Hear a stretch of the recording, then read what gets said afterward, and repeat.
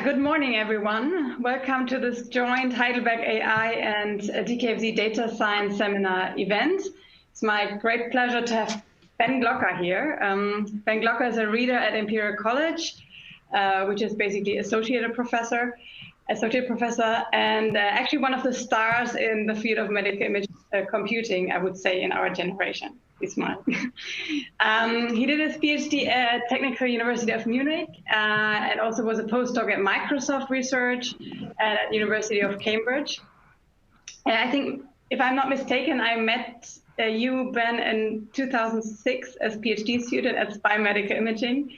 So at that time, our research interests were quite disjunct, but I always knew that Ben knew where the best social activities took place, and I saw him win Best Paper Award all the time. So now with deep learning as a very generic method, our research interests began to overlap, actually, and I started reading Ben's papers with great interest, which is also one of the reasons that we invited him here today. So it's great to have you, and the stage is yours. Thank you very much. Thanks for the kind introduction. And also thanks for having me, for inviting me to talk a little bit about some of our recent work. So there's quite a lot of material, so we'll see how far I get, but I want to discuss a few attempts from our side to look at image-based predictive modeling. And in particular, I would like to talk about some recent work that we did on causality and generalization, and also something about uncertainty estimates. So just some general disclosures. So as I work with these companies, however, this shouldn't have any effect on what I say today. So for people who haven't been to Imperial College, so it's located at the heart of London, I would say, very nicely surrounded by beautiful buildings like the Royal Albert Hall and the National History Museum. The Science Museum is here on the side. There was MICAI in 2009, I believe, so maybe some people remember that. There's the Hyde Park. And this is Imperial College, so this is our Queen's Tower. Department of Computing is here, basically in one of the ugliest buildings in the whole area. But at least whenever you look outside, you see all nice buildings in South Kensington. So once this pandemic is over, I very much invite you to come over. So I'm a member of the Biomedia group. It's a large research group in the Department of Computing. Was started by Daniel Rückert many years ago. And it's now basically a group of people working at this intersection of medical imaging and machine learning. And as Lena nicely said, AI is now basically being used in so many disciplines that a lot of disciplines have come together because we are using the same methodology in the back. There's a little team Myra, that I call it, that I'm supervising within the Biomedia group. So I try to categorize a little bit what I'm currently working on. So these are kind of the research themes. So we do quite a lot of work on algorithms, so core machine learning and image analysis algorithms for doing something that we call semantic imaging. So trying to get semantic information out of raw image information. So we, for instance, worked on this convolutional neural network that we call DeepMedic, which was, I guess, one of the first that tried to do fully 3D analysis. And this was focused on image segmentation, so lesion segmentation in brains. A lot of the work is centered around image-based detection of disease, trying to detect, localize, recognize whether there are any signs, often just subtle signs of disease in scans, trying to work on algorithms that are more robust and reliable, because eventually, if you want to deploy these techniques in clinical practice, you need something that not necessarily works all the time, but where you have some measures of knowing whether something works or not. So we are trying to look, for instance, at methods that can tell you how reliable a prediction is and how trustworthy a prediction is, obviously in the absence of ground truth once you deploy the method. And then there are quite a few people now these days who are more on the machine learning methodology side. So we have some people more looking into theory and trying to come up with new ways at the core of machine learning problems. I invite you to check out, so for the Deep Medic, there's a demo online, so you can try out running some 3D CNNs on some brain images and different types of data. There's a live demo that you can try.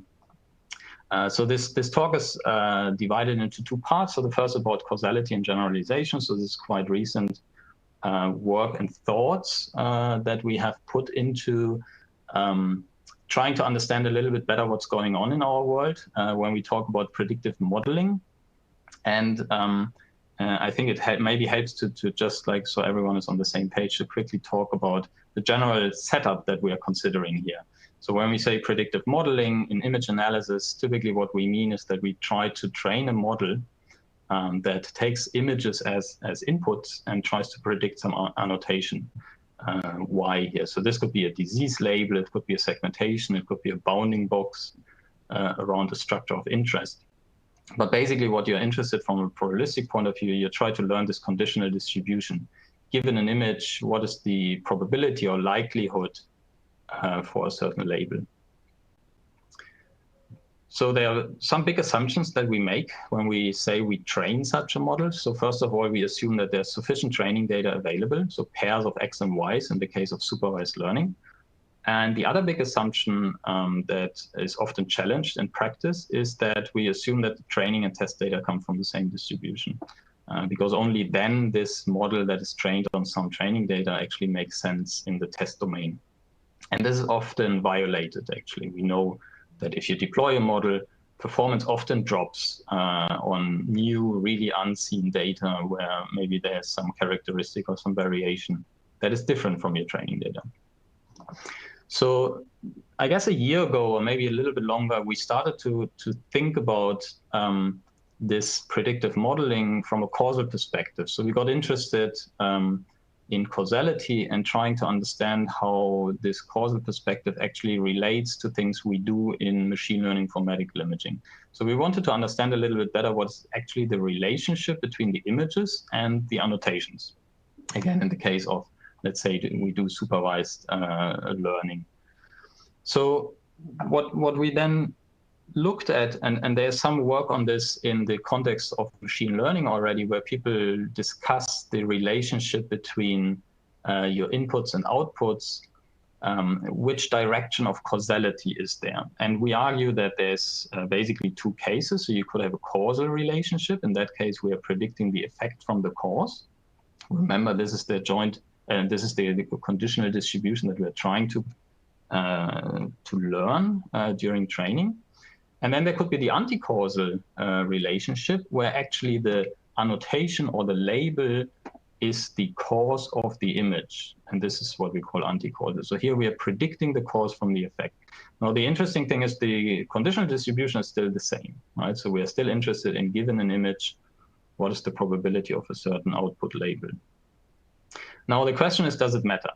Is it actually important to know what the causal relationship between your images and annotations are? So let's first have a look at some examples. And I'm trying to convince you that, first of all, these two settings exist in the real world. So if we look at skin lesion classification, for example, we could say there are dermoscopic images as an input. And what we are trying to do is try to predict, for instance, cancer or no cancer, or benign and malignant appearance. And let's say our annotations come from biopsy.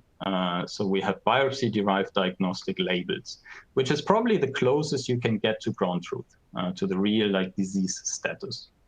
Now, we would argue that this is a case of anti-causal relationship. So the disease status, whether you have cancer or not, or whether there is a malignant mole or a benign one, causes the appearance of the image, right? So the images, how they look like, depend on what the disease status is.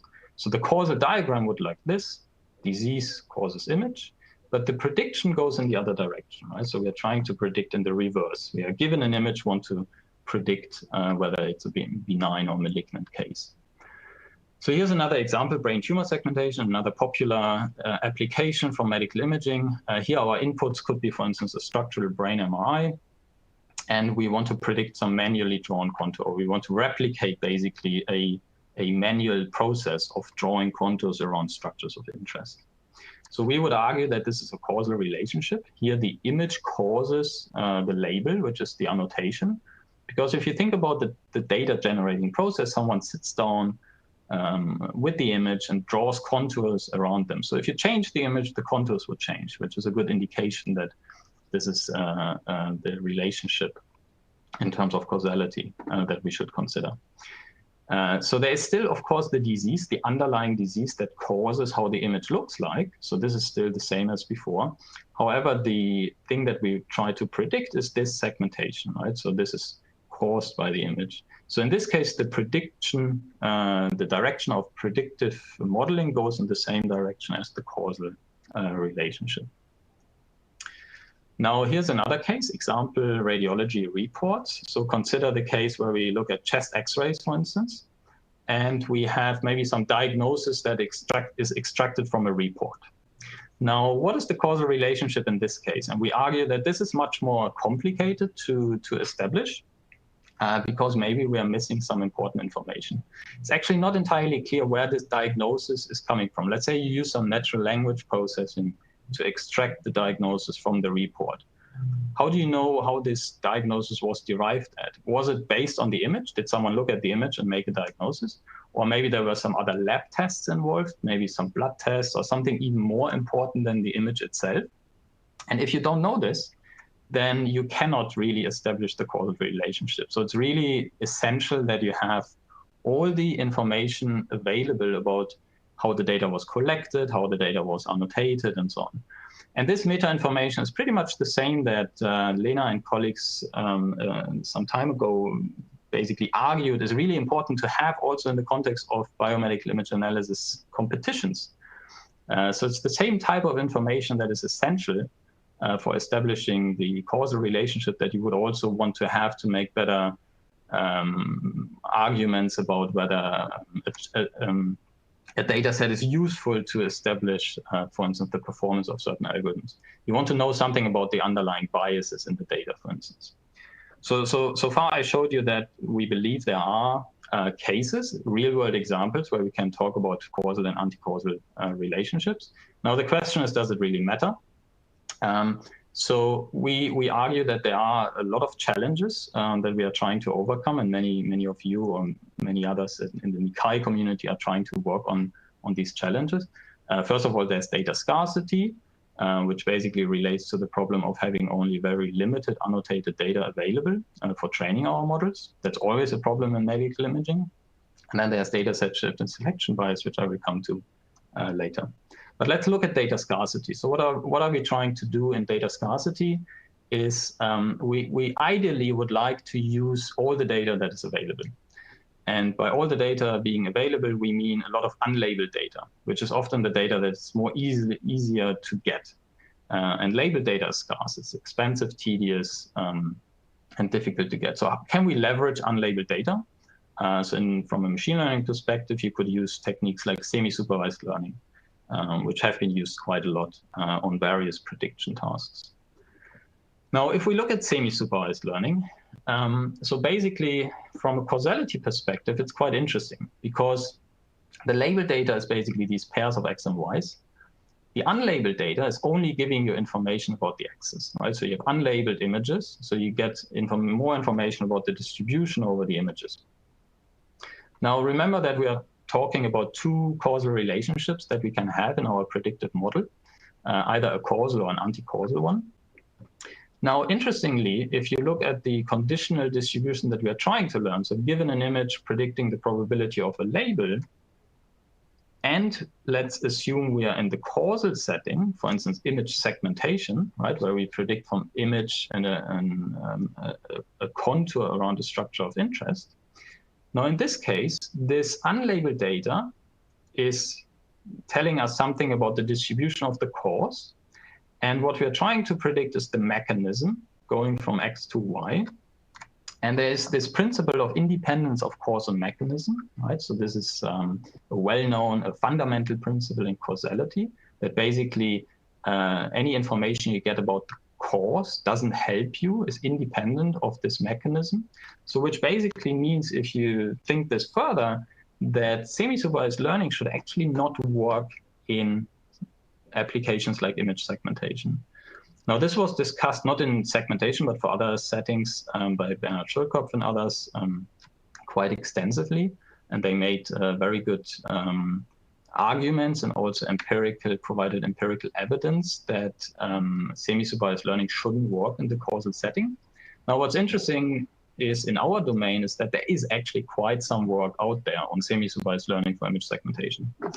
And I think it would be interesting to look at this a little bit in more detail. Why and when does it work? And maybe there are some theoretical obstacles or challenges that actually prevent us to make real good progress on image segmentation using this setup of semi-supervised learning.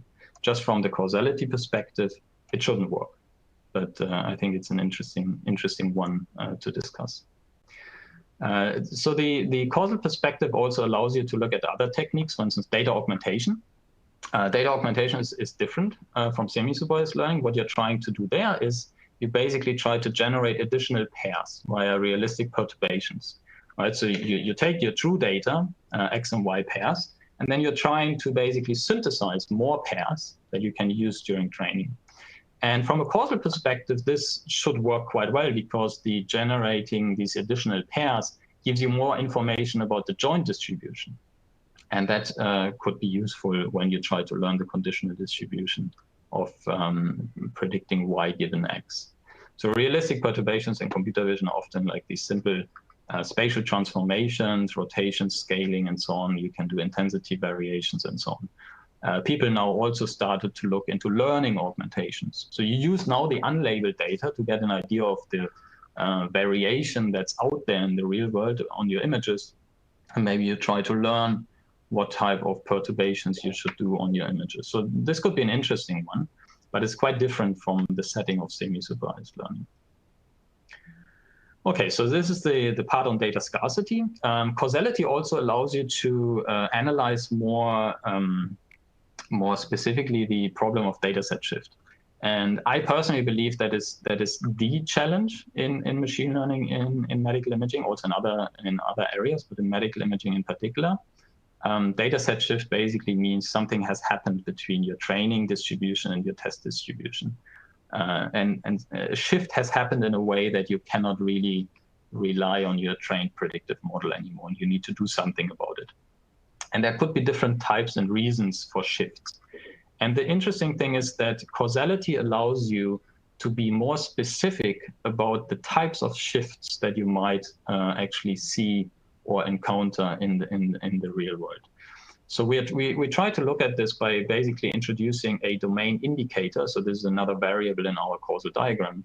And that is some sort of helper variable that says, this is the unobserved true anatomy of your patient that you will never really see, but that is what you it's the physical manifestation of the thing that you image, right? So your patient goes into the scanner, lies down, and then you get an image, and the image is obviously just a measurement of that unobserved true anatomy.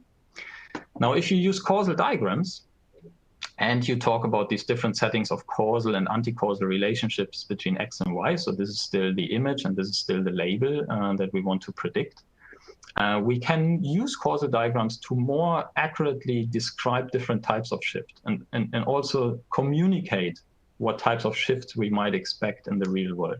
So causal diagrams are a great tool for communication of your assumptions. So for instance, we could clearly indicate what we mean by population shift. Population shift means that this true unobserved anatomy changes between domains, right? So whether you're in the train or test domain, whether you're in hospital A or hospital B, or whether you use a scanner from one manufacturer, or the scanner comes at the acquisition chip. But the domain indicator just tells you that your patient population might have changed between domains, right? And this is affecting the P of Z.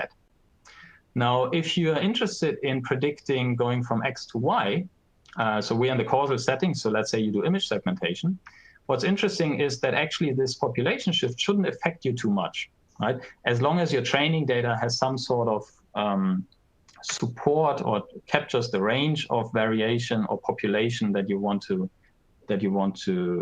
be able to predict on, whether your population shifts between domains shouldn't matter too much. Acquisition shift is the one that I just mentioned with the change of manufacturers, for instance, between image devices. And this happens quite a lot in practice. So if you go to one hospital and they use a certain type of scanner or a certain type of generation or a certain type of software for image reconstruction, that has an effect on the images that you get, on the image characteristics. So the domain indicator here is pointing to the image. And if you go to another hospital or another scanner, the image characteristics might change, right? So, and then we're talking about acquisition shift, which is very different from population shift. You can have annotation shift. So this would mean that actually, depending where you are, people, for instance, use different ways of annotating the data. That is a quite difficult one for machine learning. There's not really a good way of dealing with that. It also indicates, and maybe that goes back to the work by Lena and colleagues looking at data collection issues. If you have different annotation policies between sites, let's say you do a multi-site study and there's some problem with, well, let's say, the standard operating procedure of collecting the annotations, that could really screw up your machine learning.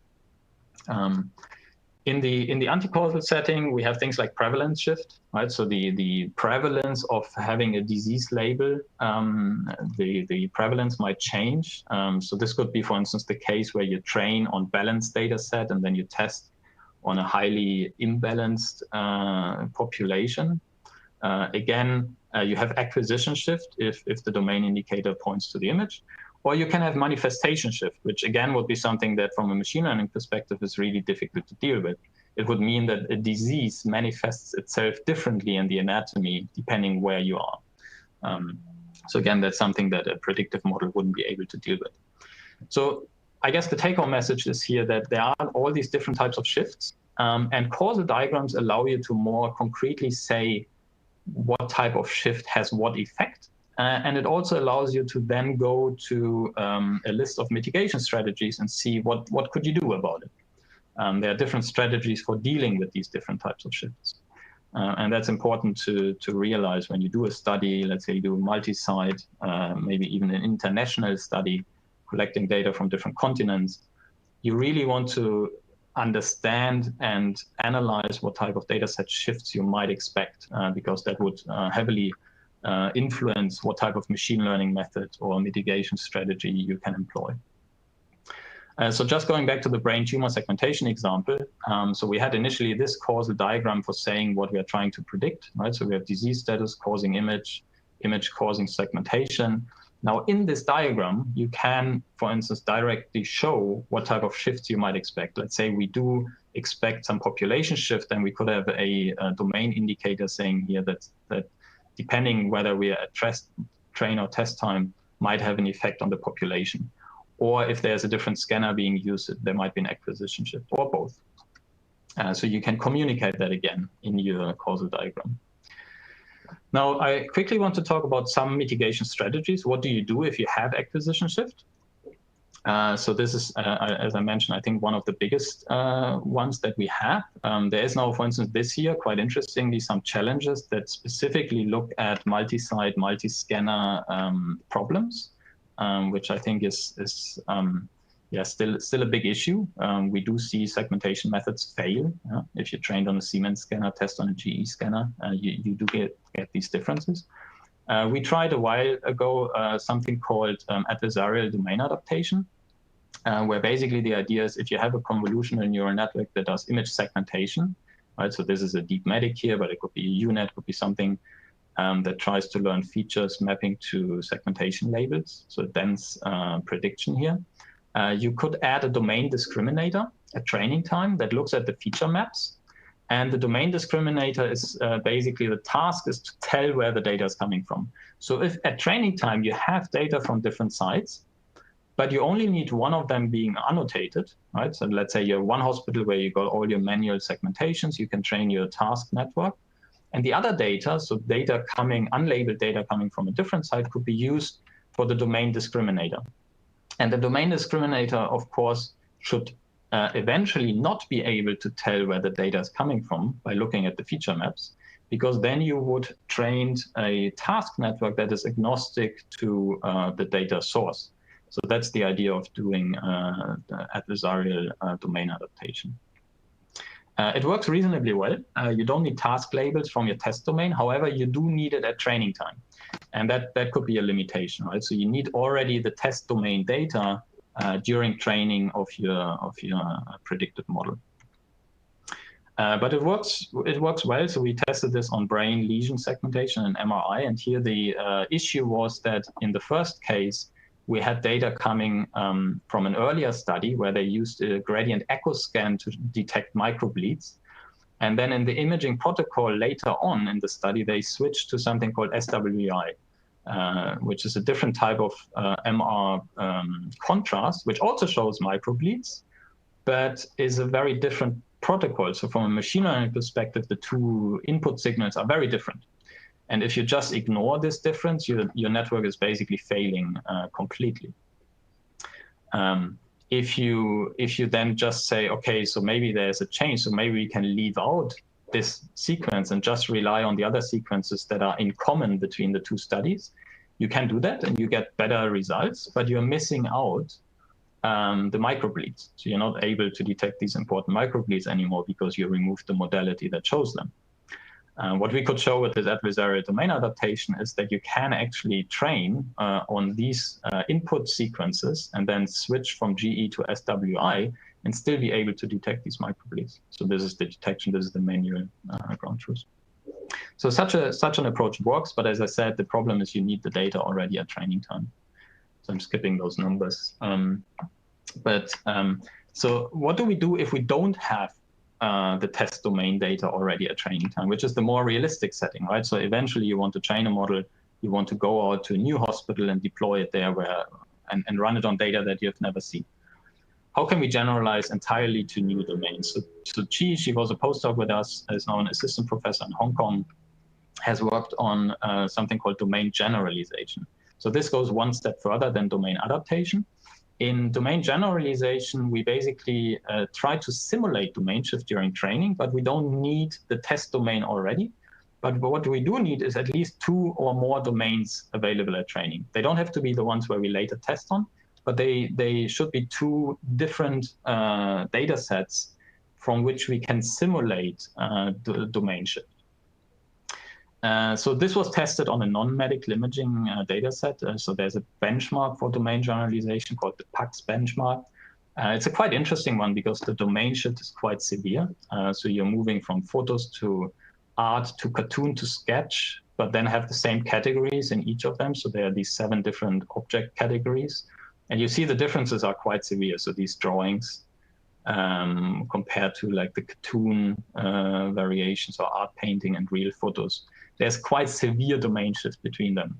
However, there is also some commonality between them. So you might see some features or characteristics within a class that still make it recognizable, right? So how do you do this? So we combined several things here in one method. So the first thing is called episodic training. So that's the training procedure that simulates domain shift. And then we introduced some new loss functions, which has 2 parts, and I will quickly talk about them. But the idea is basically that you look at your predictive model. Remember, we are talking about CNNs here. So you can think of a model doing some feature extraction first. So you get some Latin representation, this Z, right? So input images go to a Z feature encoding. And then you have a task network that sits on top of that takes this representation and predicts, for instance, the probability of a class label, right? So if we separate these the network in these 2 parts, what we then can do is this so-called episodic training, which was introduced here in this paper, where you basically take your training data that you have from 2 domains and you split them into what you would call a meta-train and meta-test data set. So these would be from 2 different domains. Let's say you have photos and cartoons, and these would be the 2 domains you have during training time. And the idea of episodic training is now actually that you evaluate your task model, and when you update your network parameters, you do it based on different information from the different domains. So you do a forward pass on your network that is currently trained on, let's say, one of the domains, and then you evaluate your loss functions on the other domain. So that's where you basically get this idea of simulating domain shift. You want to know how good the current update is on this domain shift domain, right? On a domain that is very different from what you currently consider to be the training domain. So you update your network basically by alternating switching between what the meta-trained and the meta-test domain. And that's how you basically have a simulated domain shift during training already. The loss that we use, so we don't have to go through all the equations, but basically what it does, the first one is called the global class alignment. So the idea, the intuition is that if you take your image and it goes through your feature extractor network, that you then look at what we call the semantic feature space, so basically the latent representation of each of those images. What you're saying is that whether you're in domain I or in domain J, let's say photos or cartoons, the relationship between classes should be preserved within the domains. So basically it says, if you look at this, so after these feature representations goes through a task network, you can come up with these affinity matrices that tell you how, or confusion matrices, how much you are confusing one class with another. Basically says, let's say you classify houses and cats and dogs. You say cats and dogs are confused in a certain way with a certain probability, independent of whether you're looking at photos, cartoons, and sketches. So this confusion between classes should be preserved independent of the domain. And that's what you're trying to do, is you're basically minimizing the difference between these affinity matrices computed on different domains. That's the one part of the loss. The second part of the loss is a local sample clustering, where we now basically say we want to have domain invariant features. So here we are looking at the features from different domains. So each of those symbols here mean we have data from a different domain, and the colors is basically, again, the class. We're now saying that cats across domains should fall into a similar region of the feature space. Dogs and houses and guitars and whatever categories there are, they should form, each class should form a cluster in the feature space. And that you can do by either, for instance, using a contrastive loss, something that's done recently quite a lot. Using contrastive losses, you can also achieve this by a triplet loss, where you basically say if two data points from two different domains but the same class, they should come together. They should have a small distance. And if they are from different classes, they will be pushed away. Right? So that's the idea of contrastive learning. So this was the setup. So we had episodic training, global class alignment, and this local clustering assumption. And these are the results on the PAX data set. And basically, I mean, these are just numbers, which probably don't mean much. But what you do see is that this new approach was performing better than previous approaches. That's what you usually want for a paper.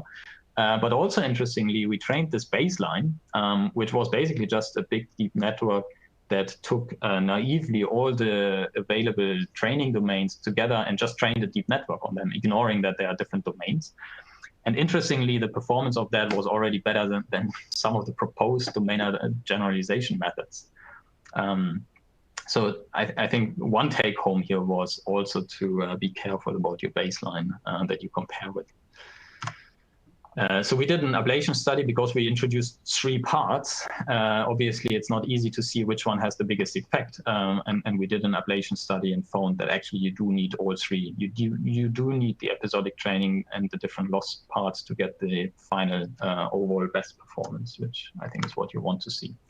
Now, interestingly, going back to medical imaging, it turns out that if you do image segmentation on MRI brain, which was our initial motivating example, this technique doesn't really help in a sense that it didn't make it worse. It actually improved a little bit on top over our baseline, but not too much.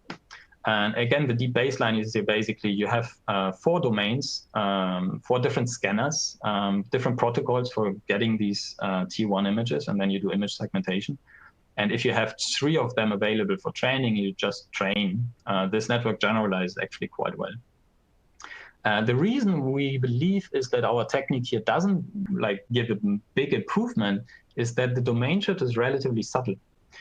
So these images are much more closer together in feature space than, for instance, what we saw earlier, photos, cartoons, and sketches.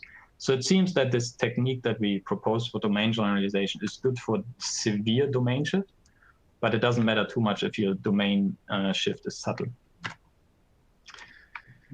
So going to the last part of the causality perspective, which is about selection. And I think this is, again, a very critical one and discussed more and more, I think, actively, which relates to any biases that we might bake into our machine learning models. And this goes back to sample selection problems.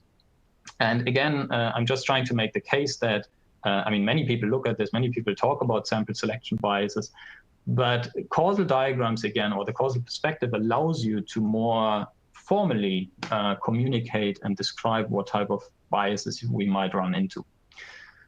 So if we, again, look at our causal diagram, in this case, we have images and labels. We don't care about the causal relationship for this diagram, so there are no errors here. But we use this selection variable S to indicate how we basically made a selection on a data sample, whether it's accepted or rejected in our database. If we do completely random, that's ideal, right? That's a randomized controlled trial where you don't look at the data at all and you just take random samples. That's great, no biases involved. But that's typically not the case. Very often you either do it image dependent. You look at the images, maybe you do some quality control, you filter out some poor quality scans, some with artifacts and so on. So you do image dependent selection. You often also might do target dependent selection. So you look at the disease labels or the annotations, and you decide based on the annotation whether you include something or not. Or you might use both. And then you bake in different biases, and you can formalize that. And for instance, if you do selection based on the images, you might end up with a population shift or an acquisition shift. If you do it on the labels, you might end up with prevalence shift. So you might bake in all types of shifts, and that could lead to really bad predictive models, because you might pick up spurious associations between the data, and then you have, again, problems with generalization. So again, just making the case in this example of skin lesion classification, if we communicate in our, let's say, paper, report, whatever, what we build is a predictive model of going from image to the disease label. That's what we're trying to predict.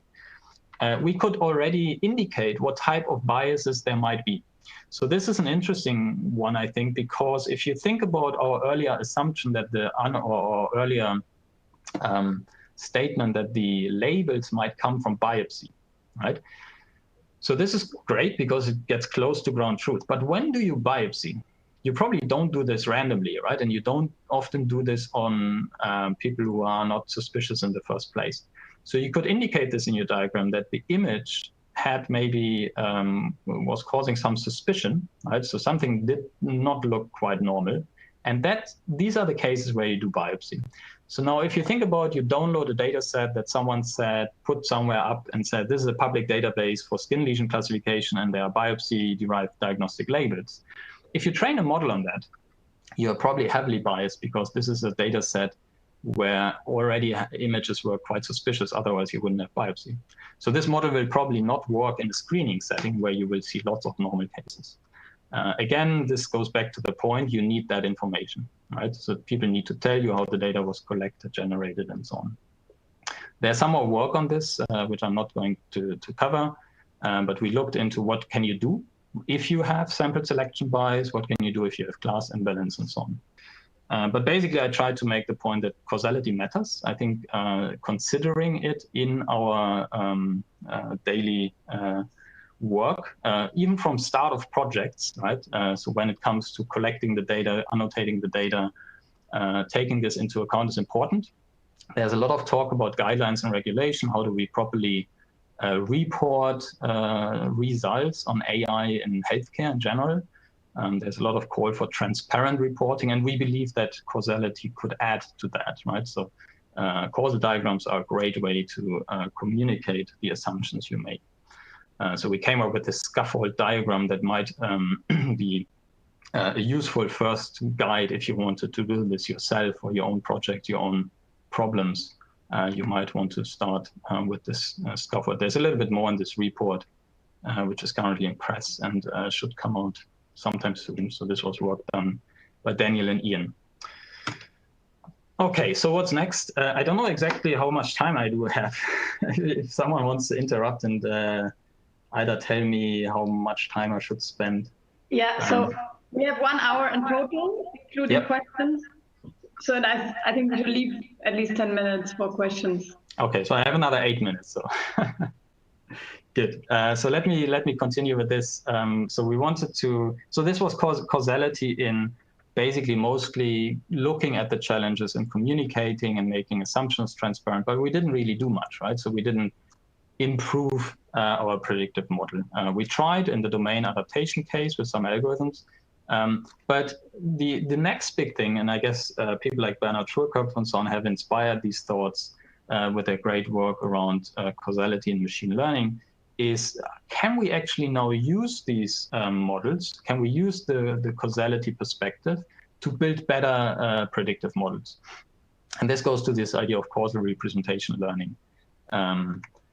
So I want to show you a very recent, so this is just like in the last couple of weeks came this together, some results that we got by trying to put in causality into deep learning. So these are two subjects, subject A and B. They are both 68 years old. And then we look at a scan 2 years later. So I hope you can see this if I flick forth and back. So the scan 2 years later, if you focus on the left, you see there's quite some change in the ventricles. So you do see that there's some anatomical changes here. On the right, you don't see much. Now the question is, what is different? Why did these two subjects have a change to their anatomy quite differently within just 2 years? So what is the difference between them? So it's not easy to answer that question, but we believe that causality could help by bringing in some understanding or some domain expertise about the data generating process. So we tried this with a very, very simple, probably overly simplistic causal model for brain imaging here, but just to make a case. So this is the simple causal model that we assume. So there are two exogenous variables here, age and sex of a subject. And these have the following effect on the image that we observe. So there is intermediate variables of brain volume and ventricle volume. And this is like our assumption how this fits together. So it's based on, it should be okay as a simplified model of what you would observe in an MRI brain scan. So we worked on this idea of putting in these causal models into deep learning. So here the idea is that each of those variables is something that you can observe for your subjects. And then you have these mechanisms that basically relate your causes and your effects. And mechanisms are basically assignments. These are functions that we can learn from observed data. So if we have a database that has all these variables observed, we can learn these functions, basically the errors here in the causal model. And that's what a structural causal model is about. So it's a set of assignments, these functions that define the value of each of those variables. And they are basically always defined by looking at a noise variable and the parent values, right? So that's how a structural causal diagram is defined. And over the structural diagram, you get a joint distribution over all the noise variables, which factorizes into these, this is the joint distribution of the joint variable. This is the joint distribution over the noise variables. But we then get this unique joint observational distribution over all the variables. And this factorizes into these individual mechanisms, right? So these are the independent mechanisms in the structural causal model. And in this very recent work, we basically represented these structural assignments with deep learning models. So we used normalizing flows, and for the imaging generation, we used a variational autoencoder. But what we could basically show is that learning from data, so this is the true data distribution. So I'm showing three variables here at the same time. So brain volume, age of a subject, and the color here is indicating the sex of the subject. So this is the true data distribution in our database of 15,000 brain scans we used here. It's a population study. And after training our model, these are the distributions that we can get out from our trained model, which is quite faithfully representing the true data distribution. So now, if we have learned this, what is interesting is we can talk about generating counterfactuals. So this is the kind of the holy grail of using structural causal models. You can now generate points which are basically answering the question of what if. And the way it works is that you have 3 steps. You have this abduction step. So you first predict the state of the world. So you have your observations and you learn all the noise variables and the mechanisms, the functions, the structural assignments. If you do this, then you have a fully specified structural causal model. Now you can do an intervention. So you can change variables on purpose. So you can do this intervention. You can set, for instance, the age. You can set the ventricle volume to a certain value. So this gives you a new structural causal model. And then you can do prediction with this new model. So you can basically generate, in our case, we can generate an image that reflects the intervention that we did. So this is what we tried. So we looked at brain scans here. So this is just mid-axial slices of aligned scans. But then if we get a new scan, so this is an incoming scan. So here we have the values for the different variables. We can now do an intervention and you basically see what happens to the image. And we show basically here the grayscale image that comes out when you do the prediction step of the counterfactual. And here's the difference between the original input and the changed image. And what you do see is actually you do get quite some faithful alterations to the image. For instance, if we do a change on the sex, we get an overall slight increase of the overall brain volume. That's just what the model describes. So sex has an impact on the overall brain volume, but it's very subtle. If you change the age, so this was a 49-year-old, if we change it to 40, not much is happening. But you do see like a slight change of the brain. If you put it to a much older age, like 80 here, you see that the brain overall shrinks.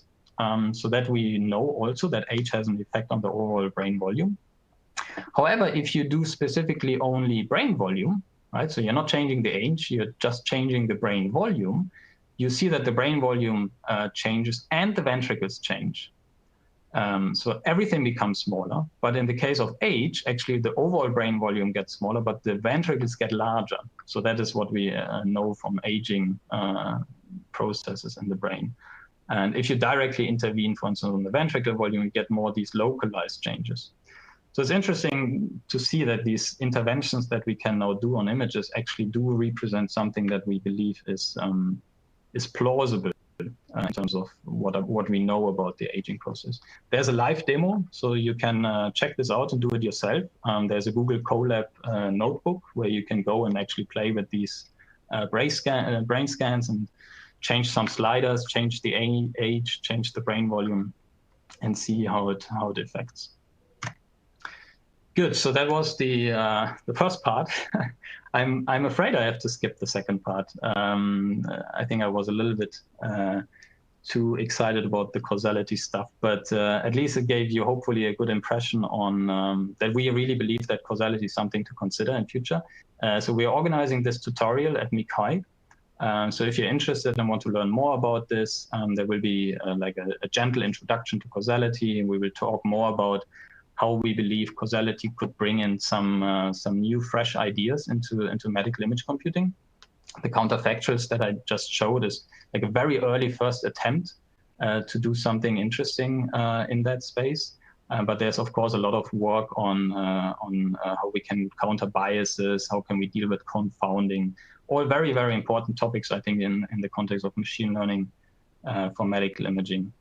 So I'm afraid I won't be able to talk about the uncertainty part, but if people are interested and if there are people who work also on uncertainty, I would be very happy to catch up on this or have another session to talk more about this. So I'm finishing here and I'm looking very much forward to any questions you might have. Thank you. Thanks a lot, Ben. I think we should definitely follow up on it. We just invited for the part 2 in fall, if you're interested. Yeah, so now I hand over to Jens for the question moderation. Yes, thank you very much. I had some audio problems. Is everything okay now? Can you hear me? Yeah, I can hear you well. Okay, I had to switch devices.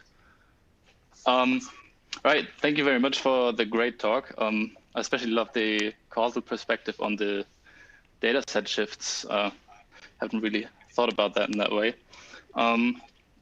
So before I start with the questions, I would like to invite everyone who's listening to post their questions to the chat. The link is right below the video stream. And then I will forward your questions to Ben. Okay, so maybe before we start with the audience, Lena, do you have any questions you'd like to ask? Yes, actually, yeah, it's a bit of a fuzzy question, but I also like the perspective that Jens just mentioned. And I typically fight a lot about how to validate machine learning algorithms, because the typical answer that I get is, well, the test data has to be the same distribution as the training data. And I find this a little bit annoying, because this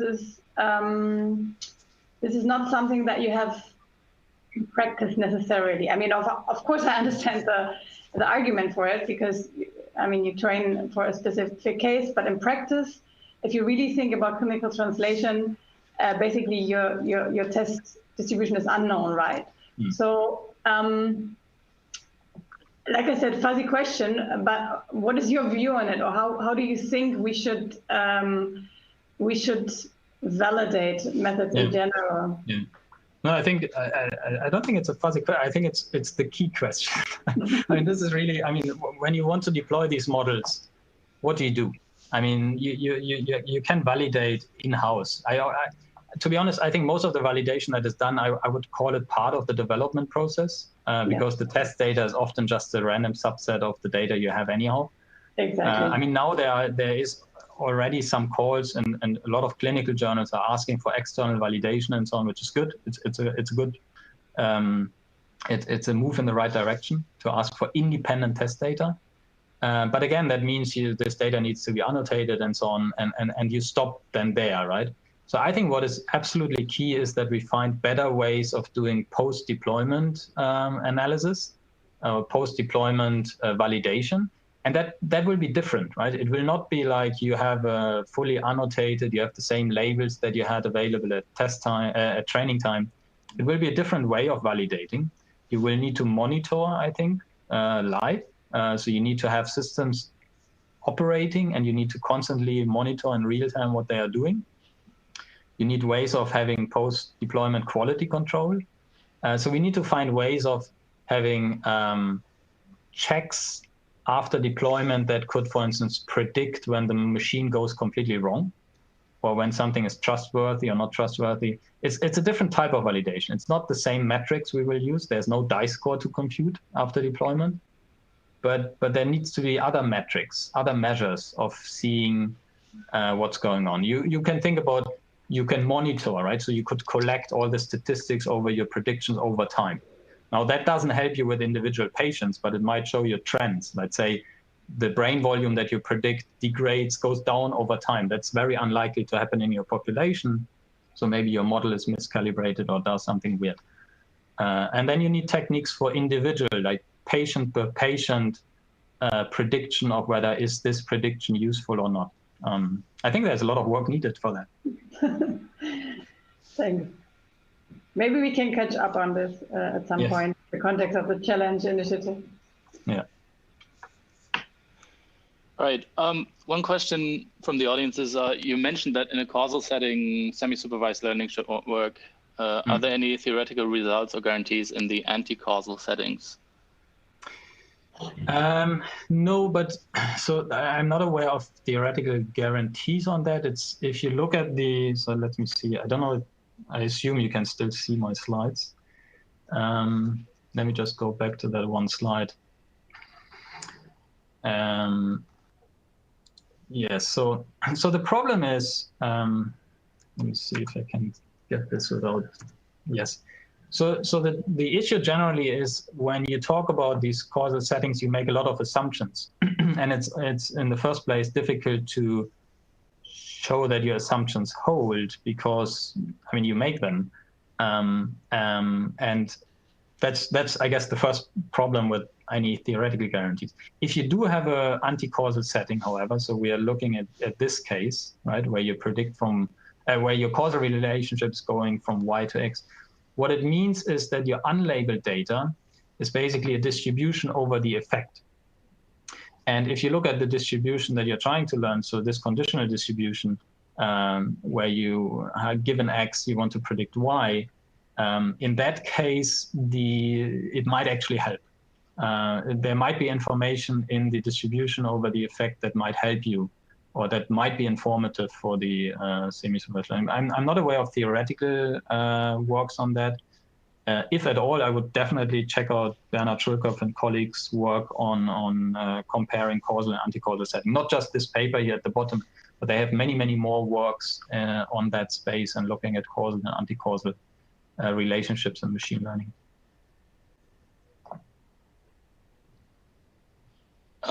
Maybe I can follow up on this. It is often the case, at least I think so, that an image is not unique in the sense that multiple underlying semantics, let's say, have the same expression in the image space. Could that be a reason why this could still work, even though it shouldn't? Yeah, it's a good question. So I guess we would need to be more careful in looking at when did this really work. And again, what does it mean to work? So often you compare to not using semi-supervised learning, right? So I'm sure there are papers, and we have done similar works where you look at the fully supervised setting. Let's say you have 100 training images, and now you say, what happens if I use another 500 unlabeled data sets, and I use some loss function that says I want to be somewhat confident on the unlabeled data set. So there are these losses that people use. There are these cluster assumptions, right? So this diagram here in the top basically is this typical illustration of you have some labeled cases, and your unlabeled cases maybe give you an idea about the underlying space, how samples are distributed, where should the decision boundary be? Should it be going here from top to bottom? Then you would say no, because they're unlabeled cases, so you want to go through the low density areas. So depending on what type of things you actually use in your semi-supervised learning, I think we would need to look carefully at specific settings where people claim that semi-supervised learning works in image segmentation. There might be also some other things going with, like selection biases. What type of data is being used? Is it really randomly IID sampled from the unlabeled distribution, or is it maybe informed by something? So maybe there is some spurious or some signal in there that we have just like not really carefully considered. I'm just saying that, and it's not actually me saying it, Schulkopf and I saying that if you're in the causal setting, semi-supervised learning shouldn't work. They have generalized this quite well. So they also looked at differences between so-called effect features and causal features. And there's a nice paper on generalizing semi-supervised learning to this setting. But I think that's all I can say at this stage. All right. Another question or suggestion idea that also relates to this. Someone's asking, could this improvement from using unlabeled data stem from regularizing intermediate representations with respect to a broader input data distribution? Yeah. I think so, yes. I think it's a good point. So the unlabeled data might have regularizing effects. And again, because if we use these deep networks with like lots of capacity, lots of linearity, it's sometimes not entirely clear which aspect has what effect on your training, and the regularization might be a fair point, and maybe that's already helping. But I think it's still important to realize then you might benefit from it in a different way than you thought, right? So I find it quite interesting to think about like the assumptions we often make. I mean, it's going back to this idea of when people describe how neural networks work, let's say for digit recognition, right? And on MNIST, and then you say you have layer 1, 2, 3, and 4, and you learn more abstract features, and one of them is learning the edges, the next one is putting the edges together into more shape type of things, and then you put everything together and so on. And then you look at the feature maps sometimes, and that's not at all what's happening. So, I mean, I think it's interesting to talk about our intuitions and what's actually happening. And I think sometimes it's important to realize if the two don't match, then we might be in trouble if we had used our intuition and assumptions, for instance, to deploy a model, right? And say, I assume this is how it works, so it will work in this setting, but then you realize it doesn't.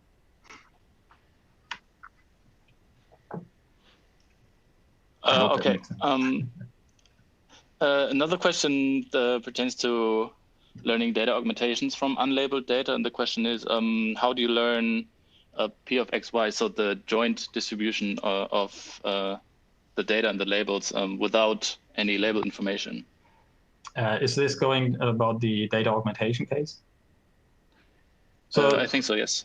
Yeah, so we're not learning that joint distribution. We are basically, by generating new pairs, X and Y, we are informing the joint distribution. So those samples that you generate are typically done on quite constrained perturbations, right? And that's also where some sort of domain knowledge comes in. I mean, why are we rotating images a little bit, right? So why would we take that cat and rotate it by 40 degrees and say that is a realistic perturbation? It's because we have some domain knowledge, right? So we say, this is still a cat after I rotated it 45 degrees, and I want my predictive model to be agnostic or invariant to these type of perturbations.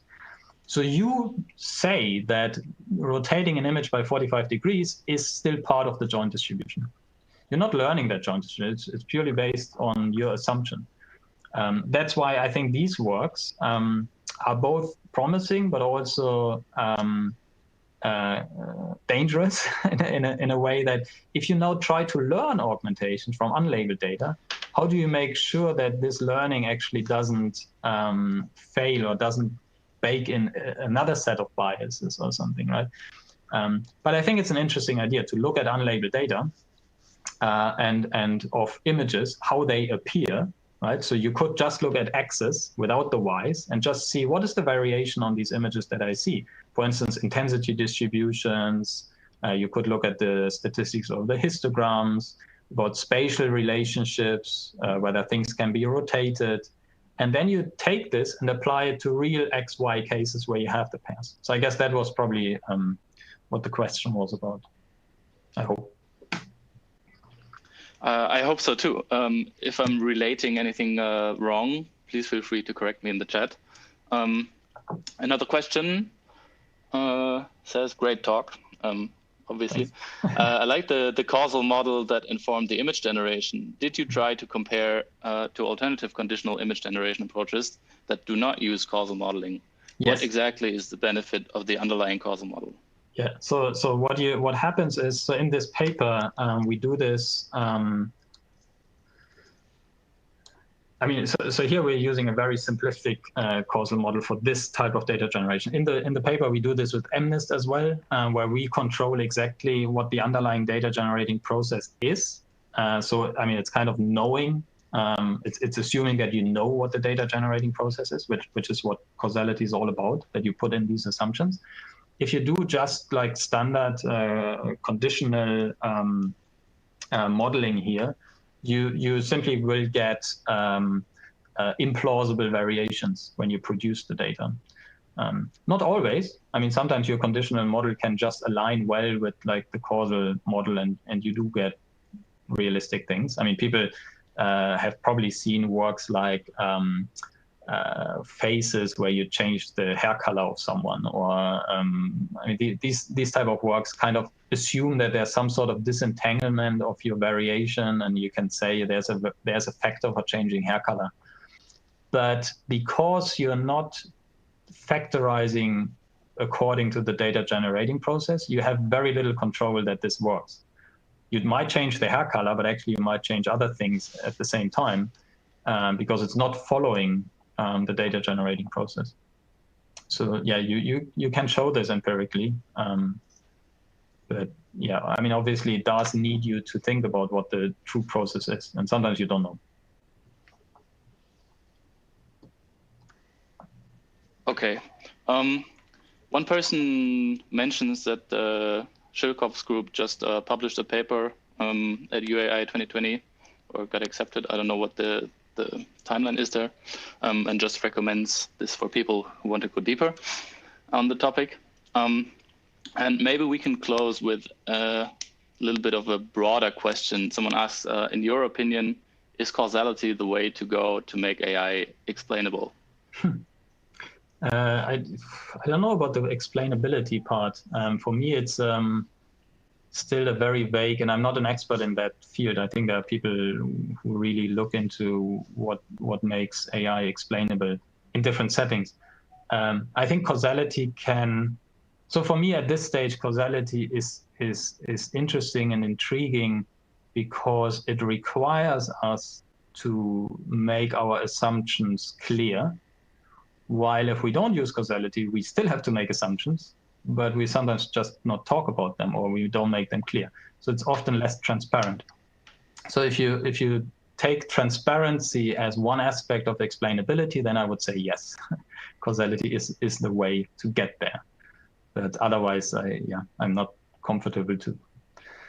I don't know where the explainability people would see causality, but I'm sure there are people who would agree that it's an important aspect of it. I'm not sure it's solving it. All right. I think this is a good point where we can close the question round. Thanks again for the great talk. Well, thanks for having me. That was very interesting. Thank you. We would love to have you again for part 2 on uncertainty. Great. Yeah, maybe Lena, do you have a few final words? No, I just agree. It was a great talk, and we already booked you for the fall part, if you agree. Right. Very happy to come back. Thank you. Awesome. Thanks everyone for joining.